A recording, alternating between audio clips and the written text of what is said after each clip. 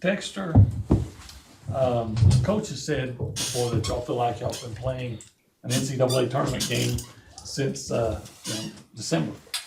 But I wonder, do you look at this game against Tennessee any different because there's such a highly ranked team and so much is suddenly at stake, or do y'all just take the same approach that they're just another team?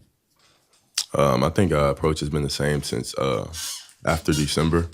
I say we probably got back from the break. I think everybody's approach towards every game toward kind of changed a little bit.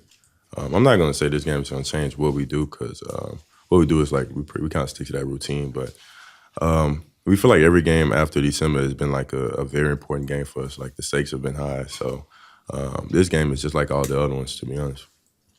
Dexter, how would you define your role on this team? Because one game you have a double back-to-back games. You're picking up the best offensive player. I feel like you chameleon yourself into what is needed.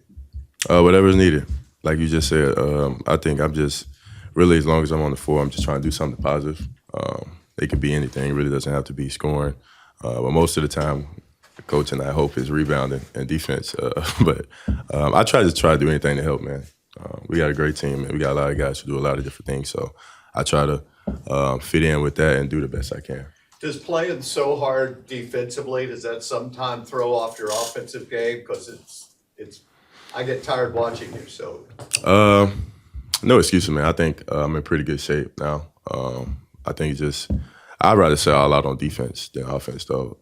I know we got other great guys on our team who can score, but my aim is to try to do both every night, every time the ball's tossed, every practice. But I love playing defense. That's not something I just probably get a little tired of, but I try to do everything, man. I'm assuming that Vescovy is going to be in your sights tomorrow evening. What is it about him that makes him so good? We have a lot of talented players in this league.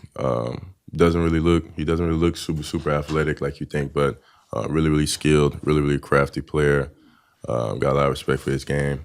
Got a lot of respect for a lot of dudes that play in this league. So I think it's a tough league, and he's a great player. So we'll see tomorrow. Can you talk about Wade Taylor and just what he's meant to this team in the last week? I mean, they named the player of the week.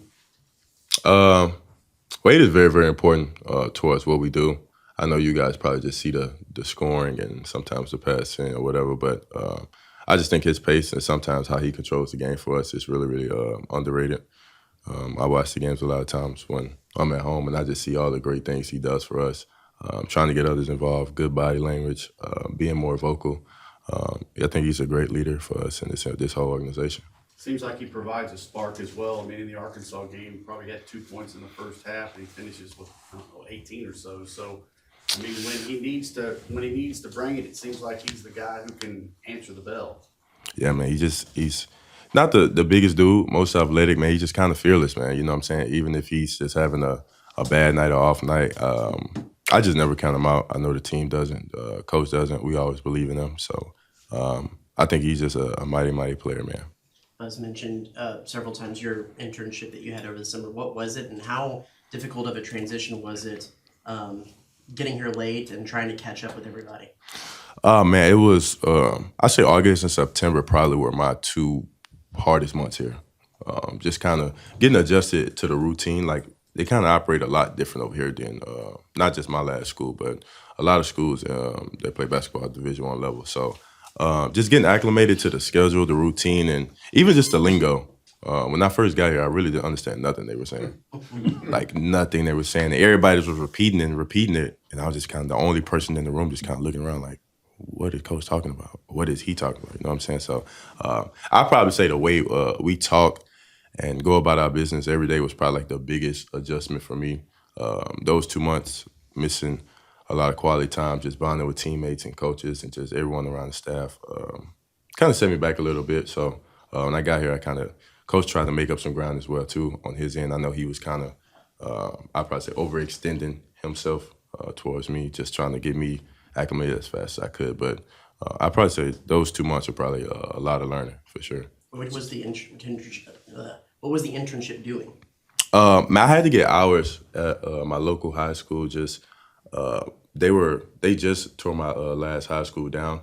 So obviously what I was doing every day was just going up there, meeting with the project manager, going over blueprints, little tedious stuff, just getting hours every day, so I can fulfill my internship. And once I was done, then I had time to come in August, but there's no way possible I could have did that and been here this summer, just by the amount of hours I had to do every week. So when you were having trouble understanding, was it because of accents? Was it, or just lingo or verbiage? Or No, it wasn't an accent. It was just like certain things that might mean something to y'all might mean a little bit different to us. You know what I'm saying? Like just the abbreviations. You know what I'm saying? I can't really say what we say, but some things just kind of like threw me off. Even now, I catch myself sometimes. I'll ask one of the older guys. I'm like, "What does that mean?" Or if I hear coach repeat it enough, I kind of pick up on it. You know what I'm saying? But it was more just how they define certain things. To everybody, it might mean something else, but to us, it might be a little different.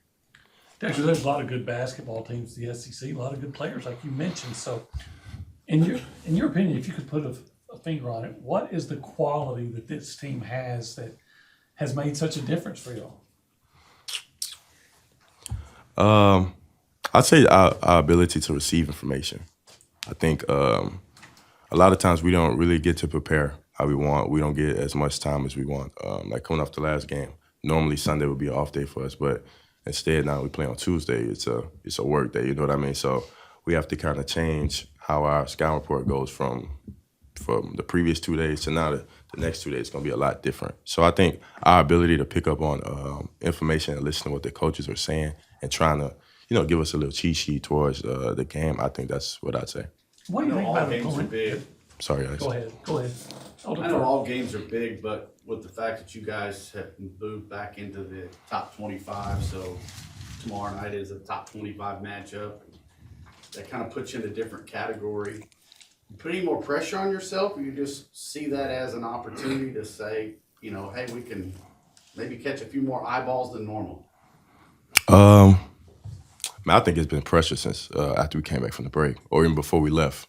A lot of games were just really, really, not gonna say trap games, but a lot risky. If you lose certain games, maybe your hopes that playing later on in the postseason are over. So I think we just try to approach every game like it means like the absolute world to us. So I think that mindset has been working for us, and I think that's where we're at with it. I think when you're coming in to play an opponent that's struggling, lost I think 4 of the last 6 and things like that, does that give you more optimism, or do you think, okay, I think what's the cliche that a wounded animal or something is so dangerous? How do you think about Tennessee coming in struggling? Doesn't mean anything. When the ball is tossed tomorrow, it's a new game.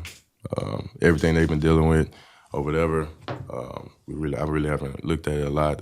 I've been hearing it from coaches how their last couple 6 games or whatever have been. But against us, we're probably going to expect their best. I think that's what they're going to try to do as well. So I think us coming out and expecting them to lay their head down and pout and weep after a couple losses is that's not what we do. We're going to expect their best, and I hope we are at our best tomorrow too. Their defense is holding everybody in the 50s. Does it matter what kind of style of game you play, if it's 50s, 60s, 70s, 80s, as long as you win? Does it make any difference? I'll take a win any day. I don't care how I look or how it happened, but I think we're just going to stick to what we do. I think when we stick with our recipe and everybody is doing our job, I think we're pretty good. Everybody's mindset right now is just go 1-0 each day. So today we're going to try to go 1-0, and tomorrow when the ball stops, we're going to try to do the same. As you mentioned, your ability to hear something once and kind of be able to put it into place. Do you see that in yourself, and how much do you feel like something like that has been able to change the way that you play your offensive game as well? I try. Like I said, I got here in August, so I didn't really know what my role was going to be like right now or whenever. So I just tried to minimize my mistakes as much as I could. And that means just really, really locking in and understand what coach is saying. And sometimes I may hear it, and he may be done talking, but I might just go talk to him to the side, like, coach, what does that really mean? You know what I mean? Because now every little mistake in games like this is kind of critical. So that's what I've been trying to do since I got here, man. Just try to be receptive towards information and hope and use it and just be better for the team. Last game against Missouri, I think, Coach talked about how fast they like to play, and I think y'all ended up holding them to 4 or 5 shot clock violations. With the, not necessarily specifically to that game, but just in general, what do you feel like y'all are able to do defensively to take away, the A game plan, the plan A for teams and what they try to do offensively? I think the credit goes to a lot of our coaches, man. I think they watch a ton of film. You see them sometimes during these little clusters, and everybody's watching film, and sometimes this coach is talking, sometimes this coach is talking. I mean, we travel back to and from games. I sit with our coach, Antonio Tone, and he's watching film the whole time. Sometimes the flight's 2 hours. So I peek over, he's still watching film. If you go up towards the front of the plane, pretty much all the coaches are watching film or reading or something like that towards the next game and the next opponent. So I think after they watch the film and they break it down, they give us things that they think will work. And what we do, what we try to do over the next couple of days or however long we got to prepare is try to implement it as best we can. And after the coaches pretty much implement it, everybody's just trying to go in the same direction. You feel what I mean? Dexter, you've seen this place non-conference and then early in conference where, maybe not a whole lot of people in the stands, and lately it's been pretty close to packed or close to it and rowdy. How cool is that for y'all, and just how much does that help? And it's going to be like that tomorrow night as well. Man, it means a lot. I think anytime you can get support like that from the community, from the students, I think that's always important. When I first got it, I didn't really know if the games were ever packed or were they ever just empty or whatever. I didn't know. But my last coach, I know you guys are familiar with Billy Kennedy. He just told me a little bit about A&M, some of the fun times he had here. And big crowds wasn't something he really, really mentioned a lot. But I think it's really, really cool to see, man. Like, it's a really good experience, even this being my 5th year in college. It's really nice to see just the students really, really interacting and all the posters and all that stuff. Was Coach Kennedy, he was in support, and supportive of the place and everything, and what exactly did he say about A&M? Man, he told me I just love here, man. He said Aggieland, it's a wonderful experience for a college athlete.